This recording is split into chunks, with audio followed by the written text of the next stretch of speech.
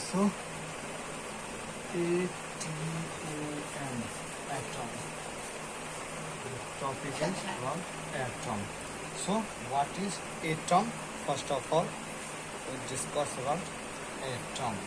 So what is an atom? Atom simply means it is the smallest particle of the substance.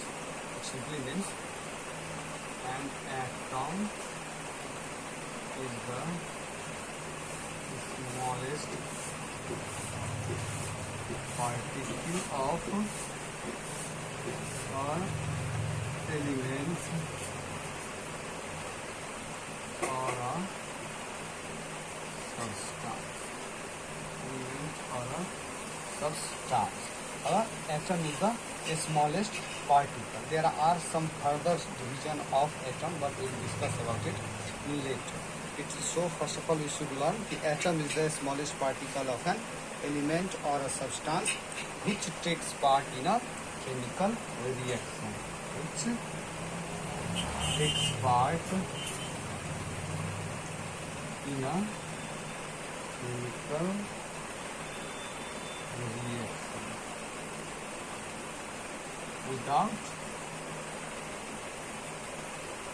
without undergoing any division, without division. So this is the basic definition of atom. This is the smallest particle of an element or a substance which takes part in a chemical reaction without division. Now, what is the size of the atom? We have learned that it is the smallest particle, so its size must be there. So generally, according to some scientists, the size of an atom is approximately, it has diameter of about 10 to the power minus 10 meter.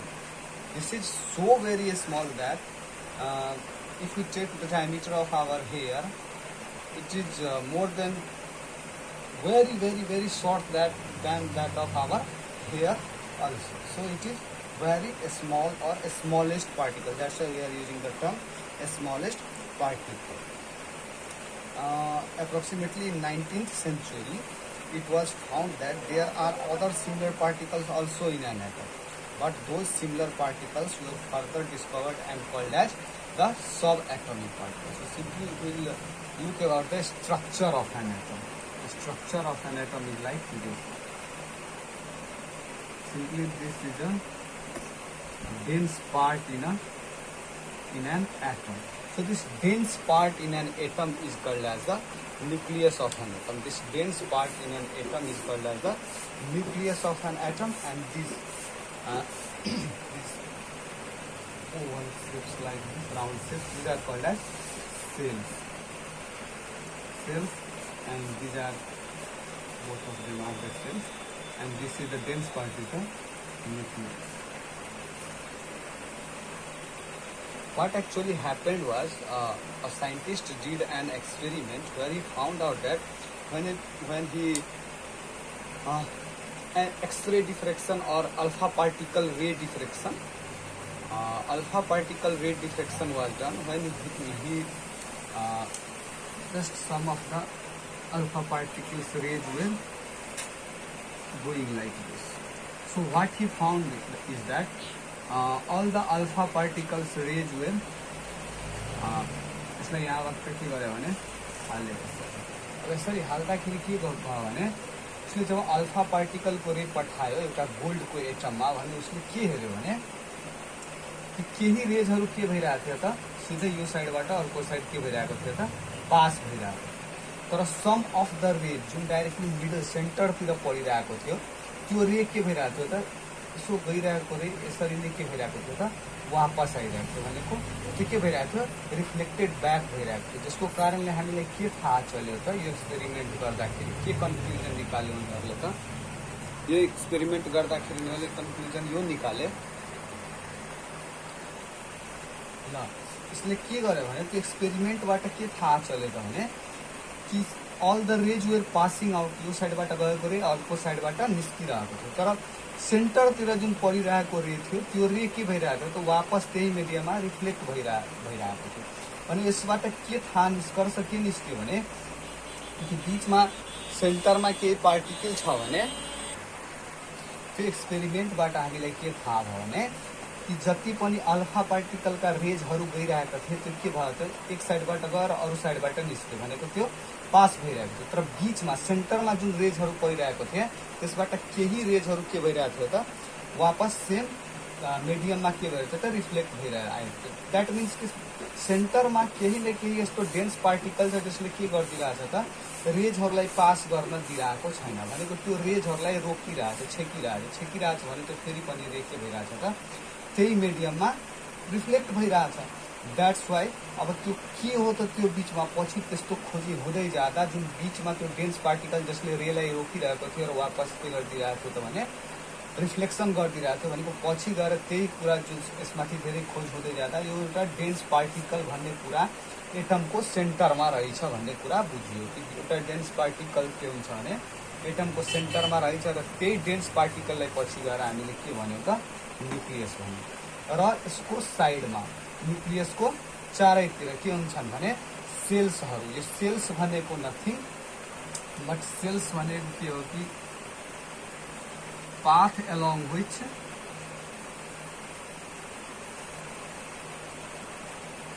electrons travel भनेको यस्तो path हो जसको चारैतिर के हुन्छ त इलेक्ट्रोनले घुमिरहेको हुन्छ, जसको वरिपरि इलेक्ट्रोन घुमिरहेको हुन्छ। यो नै हाम्रो के हो त एटम हो। यसको बारेमा हामी अलिकता फर्दर अझै बुझौँ भने यो एटमको बारेमा अलिकता अझै बुझ्दाखेरि अब यसको हामीले न्युक्लियस बुझ्यौँ, न्युक्लियस पछि हामीले सेल्स बुझ्यौँ। यो सेल्सलाई अर्बिट पनि भनिन्छ, यो सेल्सलाई अर्बिट भनेर पनि भनिन्छ। अब अर्को सेल्स र अर्बिट बुझिसक्दापछि अब सेल अर्बिट र न्युक्लियस भन्ने कुरा हामीले बुझ्यौँ। न्युक्लियस भन्ने कुरा यदि हामीले बुझ्यौँ भने यसमा अब यो न्युक्लियस जुन थियो हाम्रो बिचको यो डेन्स पार्टिकल यसमा पनि के हुन्छन् त ससाना पार्टिकलहरू फर्दर small particles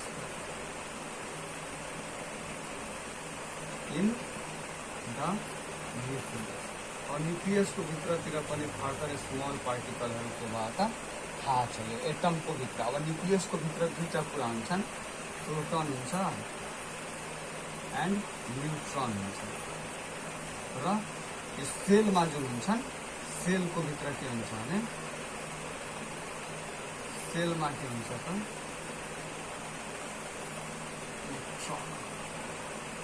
यसैलाई हामीले बुकमा के पढ्छौँ भने सब एटोमिक पार्टिकल्स भनेर पढ्छौँ।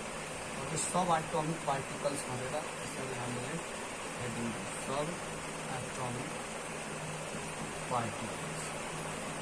एटमको भित्र एटमभन्दा पनि सानो कुरा हो सब एटोमिक पार्टिकल्स। सब एटोमिक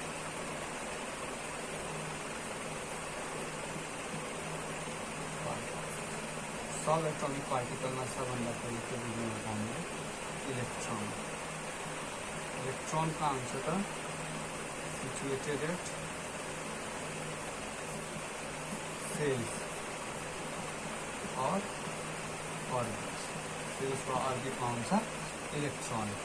यसको के हुन्छ भने नेगेटिभली चार्ज हुन्छ, नेगेटिभली चार्ज हुन्छ। Electron is the negatively charge. यसको मास के हुन्छ त्यो नेगेटिभली चार्ज कति हुन्छ 1 युनिट नेगेटिभ चार्ज।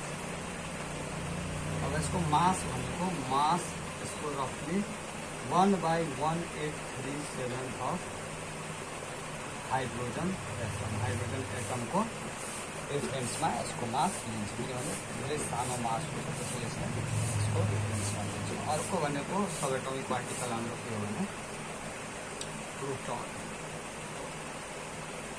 अरे प्रोटोन भनेको के हो? प्रोटोन भनेको के हो? प्रोटोन भनेको positively charge particle. Positively charge particle कहाँ लोकेटेड हुन्छ त पहिले पनि मैले भने न्युक्लियसमा।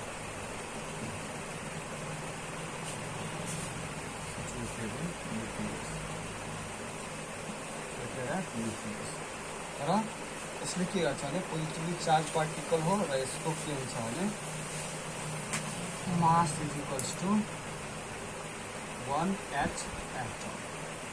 मास 1h एटम जति नै हुन्छ। इलेक्ट्रोनको के हुन्छ 1h एटम जति नै के हुन्छ मास हुन्छ। यो मास भनेको रिलेटिभ मास हो हाम्रो विथ रिस्पेक्ट टु हाइड्रोजन लिन्छौँ हामी इलेक्ट्रोन र प्रोटोन। यसलाई E माइनसले डिनोट गरिन्छ, यसलाई E प्लसले डिनोट गरिन्छ। यो भयो हाम्रो इलेक्ट्रोन र प्रोटोनको कुरा। अर्को कुरा छ हाम्रो इलेक्ट्रोन प्रोटोन पछि हाम्रो अर्को छ न्यूट्रॉन। चार्जलेस पार्टिकल नाम नै छ न्यूट्रॉन भनेको न्यूट्रल छ चार्जलेस और neutral denoted by N naught situated at nucleus। यसलाई कहीँ कहीँ के पढिन्छ भने न्यूक्लियन्स भनेर दिएको हुन्छ। न्यूक्लियन्स भनेको प्रोटोन प्लस न्यूट्रॉन यही हो कि न्यूक्लियन्स हुन्छ। अब यही हाम्रो न्यूट्रॉन भन्ने कुरा हामीले बुझ्यो। चार्जलेस पार्टिकल न त्यसमा पोजिटिभ न त नेगेटिभ चार्ज हुन्छ। यसको मास भनेको mass is equals to 1h atom. रफली हेर्दाखेरि 1h एटम जति नै के हुन्छ यसको पनि मास हुन्छ। यो चाहिँ रफली 1.008 kN भनेर हेर्दाखेरि हुन्छ। त्यसपछि हामीले बुझ्ने भनेको कसरी लोकेटेड हुन्छ र यो न्युक्लियसले एउटा ठुलो गरेर हाल्यो र यो के हो भने हाम्रो सेल। र न्युक्लियसमा प्रोटोन र न्युट्रोन हुन्छ र सेलमा यस्तो डटेड स्ट्रक्चरहरू हुन्छन्। यो डटेड स्ट्रक्चरहरू के हुन्छ भने इलेक्ट्रोन हुन्छ। यो सेलमा हाम्रो इलेक्ट्रोन हुन्छ। अब यहीँबाट अब हाइड्रोजनकै हामी यदि एटमिक स्ट्रक्चर हेऱ्यौँ भने एटमिक स्ट्रक्चर भनेर यदि हेऱ्यौँ भने एटमिक स्ट्रक्चर हाइड्रोजनको लियौँ 1 नंबर अफ इलेक्ट्रॉन भनेको यसको 1 हो र भनेको number of proton equals to 1 और नंबर अफ इलेक्ट्रॉन दुवै के हुन्छ नेचुरली के हुन्छ एउटा एटम जहिले पनि के हुन्छ भने न्यूट्रली चार्ज हुन्छ किनभने number of proton is equals to number of electron हुन्छ। अब एक छ भने यहाँ हेरौँ त हामी यो भयो न्युक्लियस। यसमा कतिवटा इलेक्ट्रोन छ त हामीसँग हाइड्रोजनको नंबर एटमिक नंबर 1 भनेको नंबर अफ प्रोटोन भनेको नंबर अफ इलेक्ट्रोन पनि 1 भनेको सिम्पली अब हामीले के गर्ने भने यसमा एउटा इलेक्ट्रोन शो गर्नु यही हाम्रो हाइड्रोजनको एटम। यो हाम्रो एटमिक स्ट्रक्चर।